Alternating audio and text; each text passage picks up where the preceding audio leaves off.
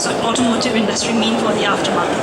And this particular session is going to cover the drivers of disruption in the aftermarket, unexpected knock-off effects, and how we may go about adapting to future-proofing ourselves. So Whaley, the stage is all yours.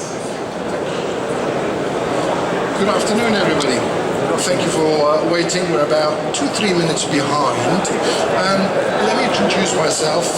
Good afternoon. It's lovely to see some people from Nigeria, by the way. Delighted to see you, lady and gentlemen. My name is Alan Whaley. I'm the chairman of AMENA Automotive Association, which is the only automotive association in the Middle East. We are 100% unbiased and independent. I'll tell you very, very quickly about AMENA, if this works. Yeah. All right.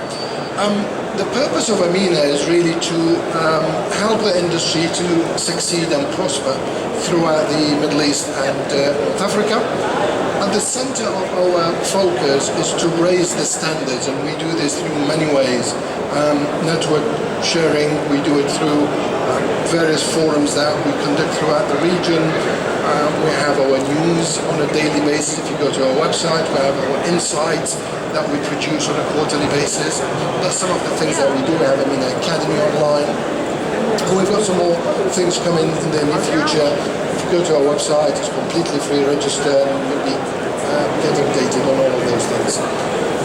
The association caters for 4 pillars: the dealer importers, the manufacturers within the region, the third-party suppliers, and that could be anything from Michelin tires to valeting companies, etc., and then the private individual who work within the industry. I want to start with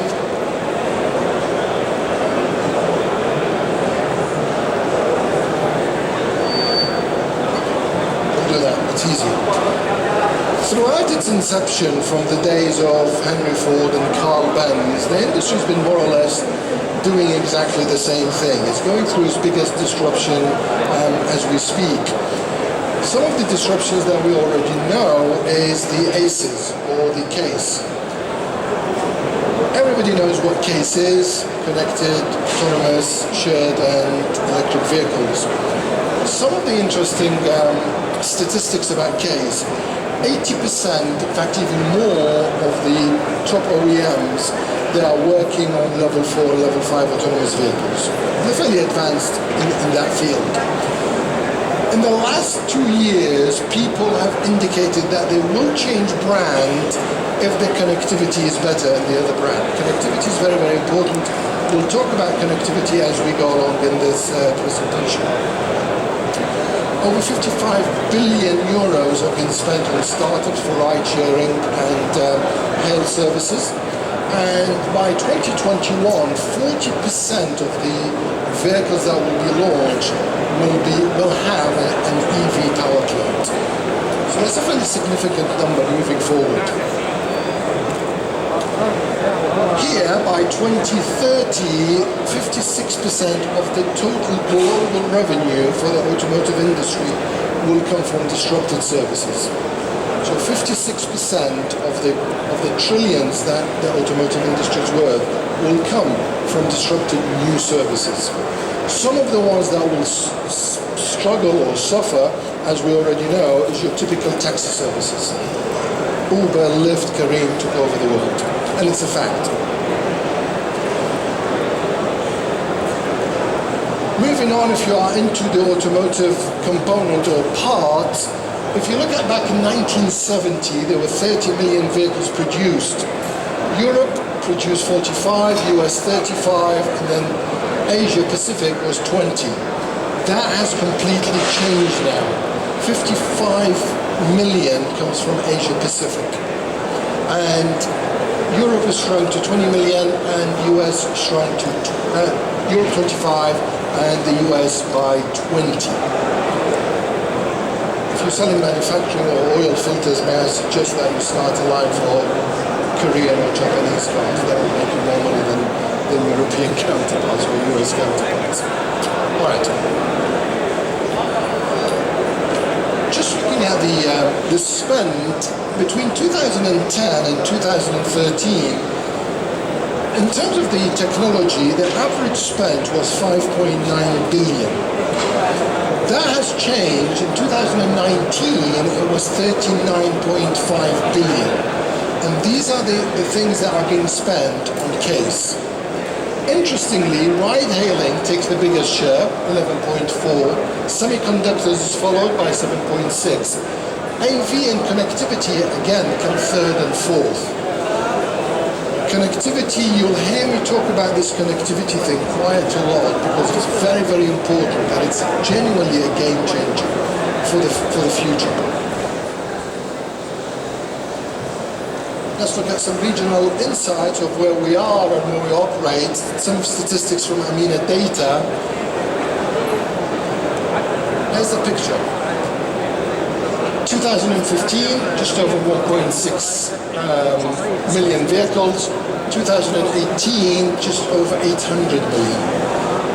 2019, it's perceived to be fractionally higher, with 2020 starting to steady the growth. Digging more into it, passenger cars is going down and SUV sales is actually going up, with light commercial vehicles actually taking a dip. By country, as you can see, Saudi leads the market, followed by the United Arab Emirates, and then it's Oman after that. Interesting statistic, the car park mix for those who are in the after-sales industry is very important because the 4 to 7-year-old vehicles throughout the total volume of cars represents 41%, which is good news because that means they are out of warranty. It gets even better. By 2023, that figure is whilst it's going to shrink to 35%, but the vehicles between 8 to 12 years is going to increase to 41%. Again, very, very interesting for aftermarket, for after-sales.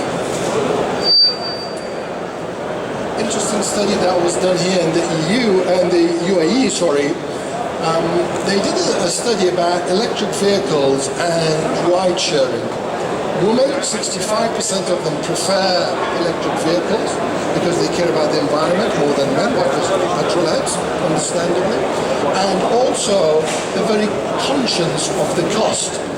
In terms of shared services, the likes of Careem and Uber, 80% of women prefer, while 56% only of men prefer use ride services. Again, they don't want to own a car. Ladies are not particularly bothered about owning a vehicle, and the other part of it is because of the convenience. So, what are the opportunities coming in the aftermarket? We know for a fact that the car park, as we mentioned, the car park is getting old. More spent on service, parts, and repairs. Low-cost budget vehicles, for example, Renault Middle East on Q1 enjoyed 23% increase on their sales. That was driven by the Renault Duster, which is a low-cost vehicle. That's the good news. However, it doesn't come with all the accessories, it doesn't come with all the technology. The aftermarket, when you buy a luxury car, you almost got everything in it. When you buy a low-cost vehicle, there's big room for accessories. The other one is the rise of hail riding such as Uber and Careem, especially in the Middle East. Now, interestingly, because those vehicles are heavy usage, which means they need more repairing, they need more maintenance, they need more cleaning. They're on the road more of the time than a typical privately owned vehicle. Vehicles will rely on the aftermarket more. Opportunities to upgrade to accessories and high asset utility leads to more service and maintenance. I talked about connectivity because it's the way forward. To give you an example,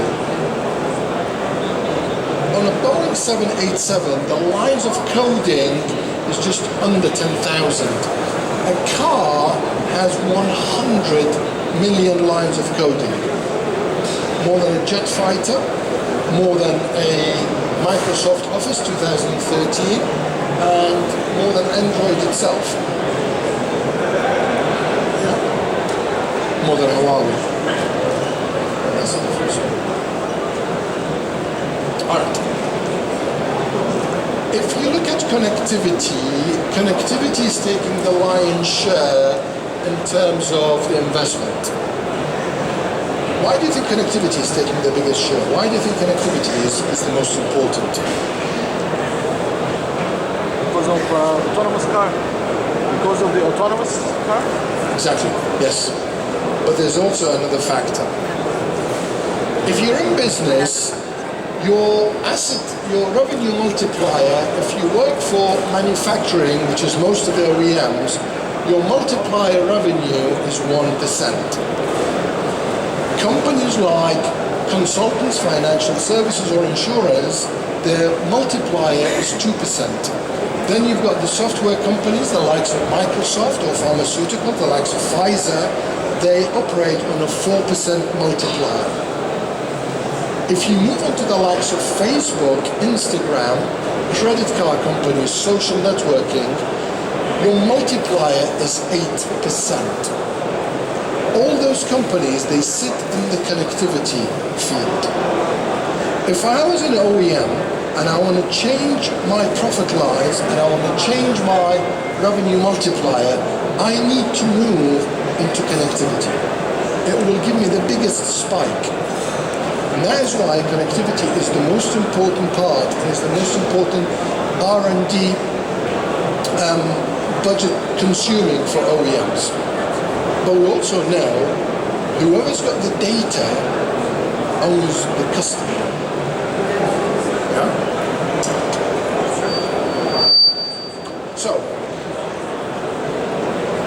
where's the opportunity?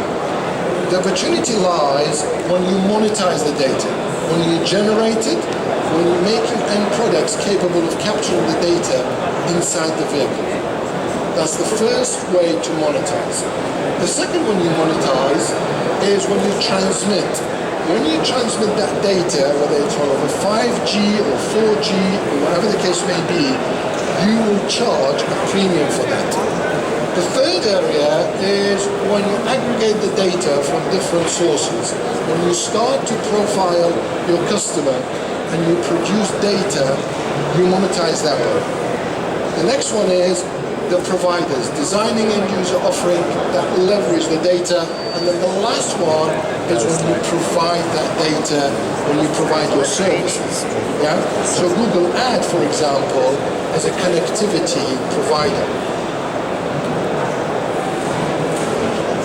So, how do you survive and thrive?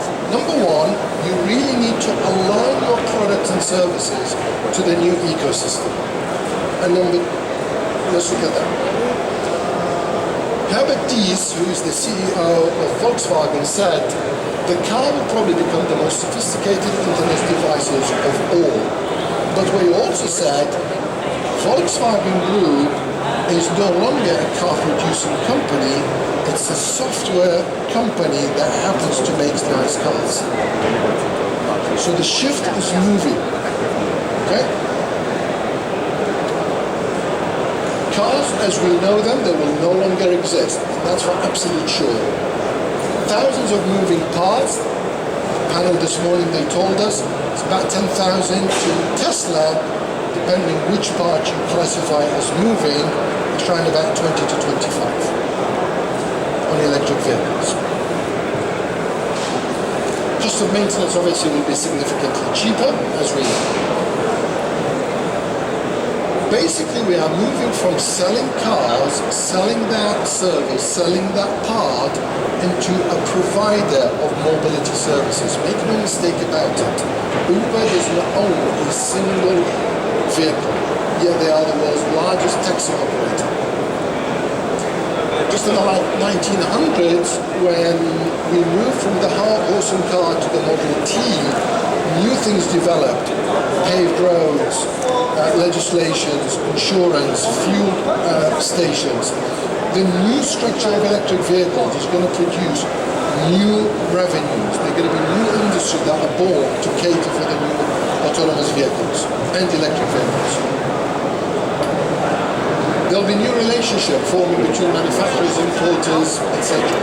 There is never a day goes by without an OEM partnering with another OEM, an OEM buying a software company, an OEM is investing in Silicon Valley startup, etc.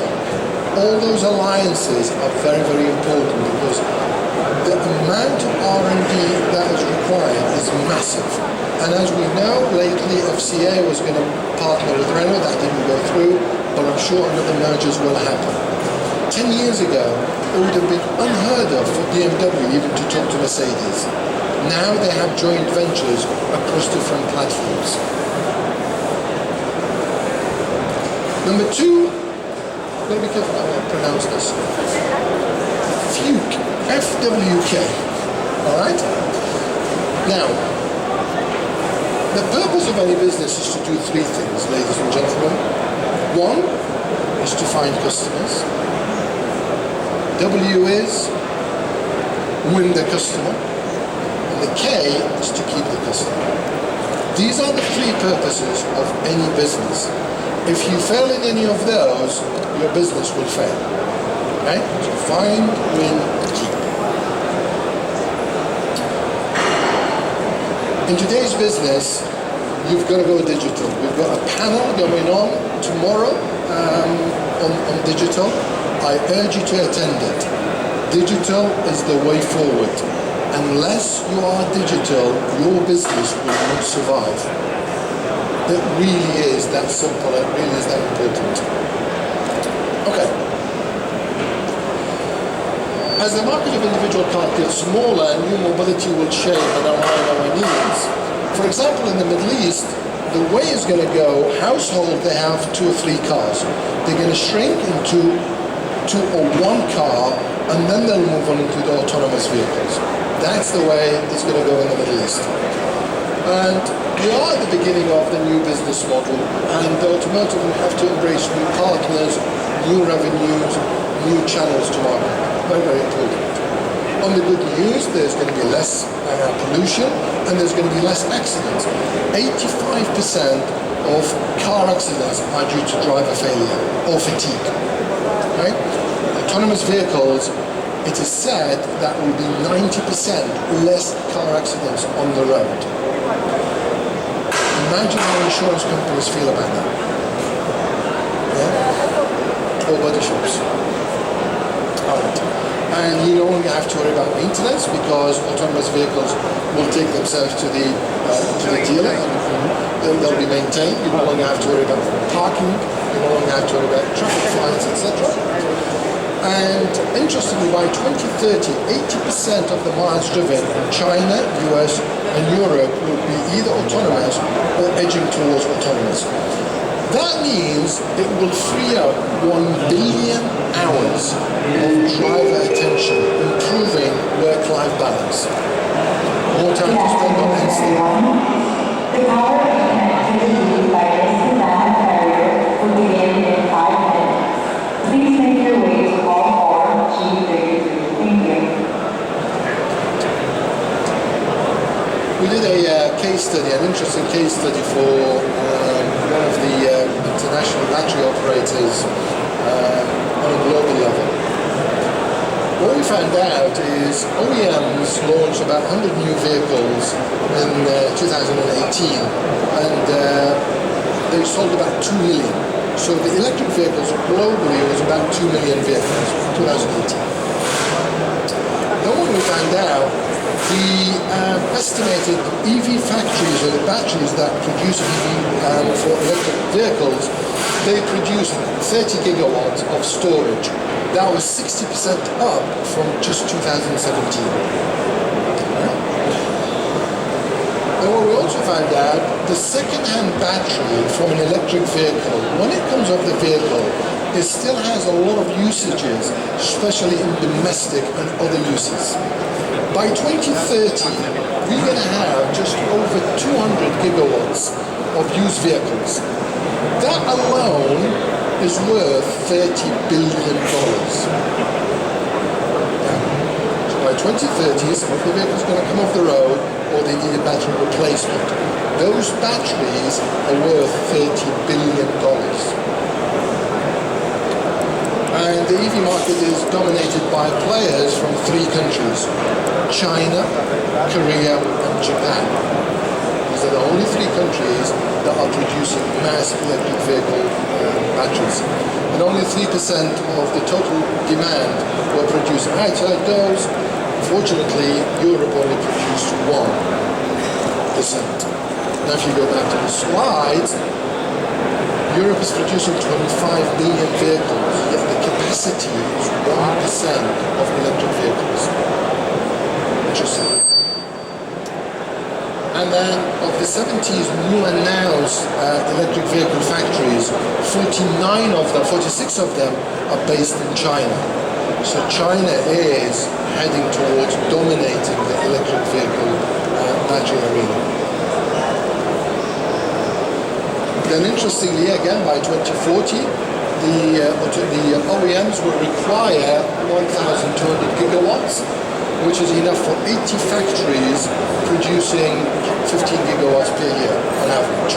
However, the projected battery demand in Europe is 5 times more than what has been confirmed as electric vehicle factories to be launched in Europe. The gap will have to be met by other companies, but what is going to add to the manufacturing of the vehicle is transporting that battery from Asia to Europe or America. Alright, in here there's a very, very interesting case study when we talk about digital. There's a company called AW Rustamani, very forward-thinking company. They have Nissan, they have Infinity, they have rental company. And the way they've done digital, what they call AW Rustamani Connect, whereby you can buy your vehicle, evaluate your vehicle, book your service, check parts availability, check the status of the vehicle when it's inside, and book your test drive, book your service interval, etc. Completely digitally platformed. I urge you, if you work for a dealer importer, you need to consider digital. You really need to consider digital in a big way. So, we're moving from selling cars to managing mobility assets. One of the largest and most successful airline companies in the world. How many aircraft or airplanes do you think Emirates own?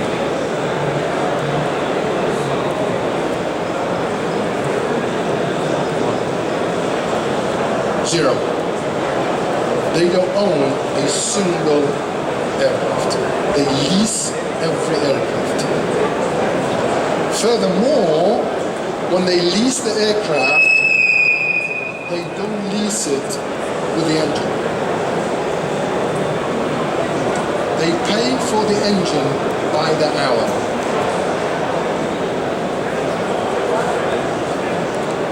Yeah? We've got a lot to learn really from them. So, we're moving on from the distribution from sales to new different profit centers. In those profit centers, we know profit has been declining, especially for the OEMs, dealers and importers in terms of sales, parts and service. We also know people's attitude are changing from ownership to transportation and mobility solutions. Revenue, there needs to be a new line of business. The OEMs today, they make about 1 cent profit per mile driven. If they change the mobility, the way it changes an autonomous vehicle, they could change their revenue multiplier by a factor of 10 to 25%. Times. Massive restructuring going all over the place, partnerships taking place. Tesla, for example, now offers online only sales. I think they've moved into, it's like when you buy Apple, you can buy an Apple online, you can do all that kind of stuff, but you have an experience center. Now you go to Apple, test it, you can play with it. Dealers and importers almost might become like that, because what we know, 7 to 8 years ago, it took 5 to 7 visits to the showroom to make a vehicle purchase. Nowadays, it takes 1.7 visits on average. people will buy the car. They've already done their homework, right? OEMs, dealers, and all the other players, they have to look at other profit centers, and we'll talk about those soon. And then a high level of customer service expected, and I'll explain to you why, how the customer service is changing. The millennials are used to order something from Amazon for $5, and we had this on a clinic with some of the clients. And this particular lady said she was a millennial. She bought something for $5 from Amazon. She then gets an email saying, your purchase has been successful. Your purchase is being packaged. It's on its way to be delivered. It's been delivered. How did we do? Please tell us how did we do. Please tell us how did we do. She then bought a car for 600,000 dirhams here, which is about $200,000. She never received a single email. She had to chase the dealer to find out where her vehicle is. Millennials are used to the Amazon. Millennials are used to, once you say, rent me on Netflix, you press buy and it happens. They are not used to calling the dealer, waiting for the service advisor, or waiting for the parts to be on back order. They don't understand the word back order. Alright, so what's interesting though, private vehicles approximately globally, they are stationary about 20 hours a day. So every vehicle is stationary about 20 hours a day. With shared services, with shared mobility, shared ownership, pay as you go, that picture changes into 20 hours in use, 4 hours stationary. It turns the other way around. That's good news, more services, more usage. Okay?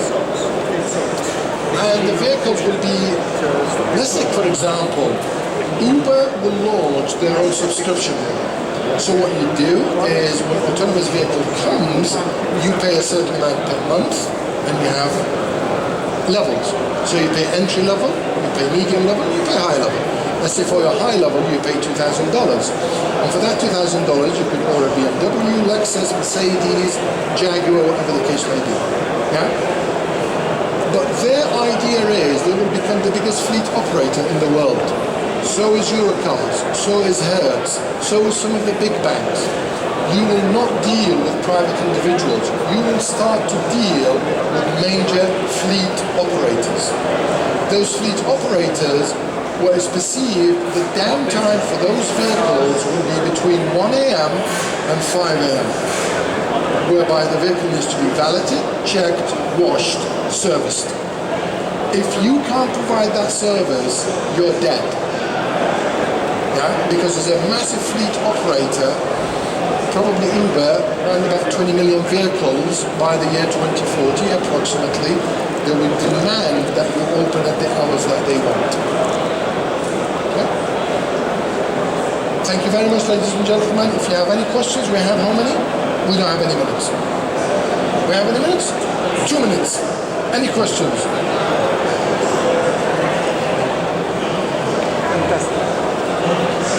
All right, thank you very much, ladies and gentlemen. Thank you.